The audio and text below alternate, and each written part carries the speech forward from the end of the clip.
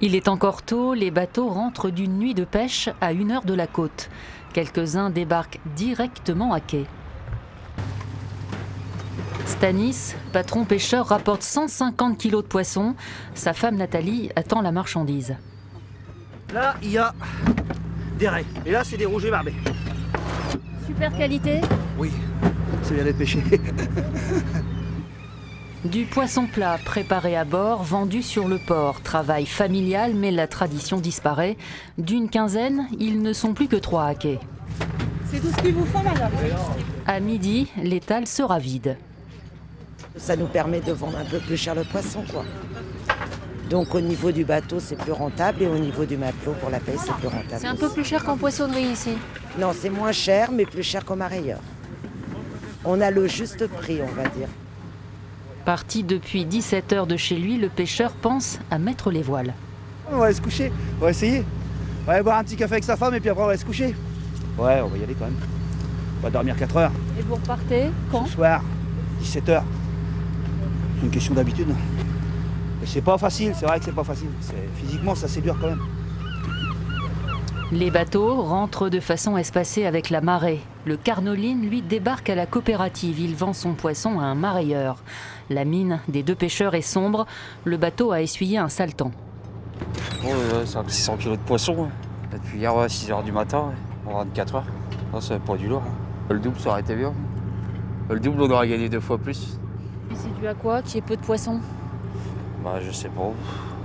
Des années on en voit, des années on n'en voit pas. Mais là, ça fait une paire d'années qu'on voit pas grand-chose.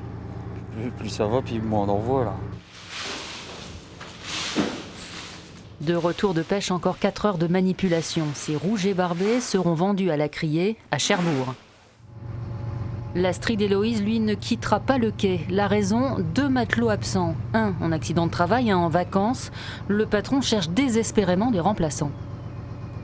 C'est pour 10-12 heures de travail par jour. Là, je trouve personne pour faire ma marée, quoi. Donc, comme c'est un métier qui est assez dur quand même, faut pas dire. Hein. Il faut aimer ce métier-là. Si on n'aime pas, c'est pas la peine, on ne fait rien à la mer. Vous avez des gens qui, à partir du moment où on leur a martelé dans la tête qu'il fallait faire 35 heures pour avoir, par exemple, le SMIC, voilà, ils vont avoir du mal à comprendre qu'on puisse faire un métier comme celui-là pour parfois moins que le SMIC. D'habitude fatalistes sur leurs conditions, ce qui les met le plus en colère, c'est le projet d'implantation de 64 éoliennes à 15 km des falaises, précisément à l'endroit où ils pêchent. Ils craignent cette fois de tout perdre. Le poisson, il est là, il n'est pas ailleurs. Il ne veut pas aller ailleurs. De toute façon, c'est ses habitudes, on n'y changera rien. Vous ne pouvez pas pêcher entre les éoliennes? Non, ça sera quasi impossible. Un bateau comme nous, pour tourner déjà quand il n'y a rien, il faut 500 mètres.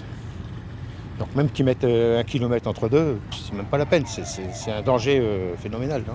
Ça dégoûte. Ça nous veut dire dégoûte. quoi pour les pêcheurs du Tréport? Ça veut dire d'aller ailleurs? Bah ouais, mais bon, aller où?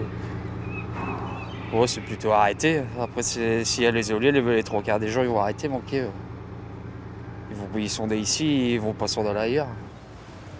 Chacun se redonne le moral en pensant à la saison de la coquille Saint-Jacques qui arrive début octobre. Elle peut être une vraie bouffée d'oxygène pour les pêcheurs.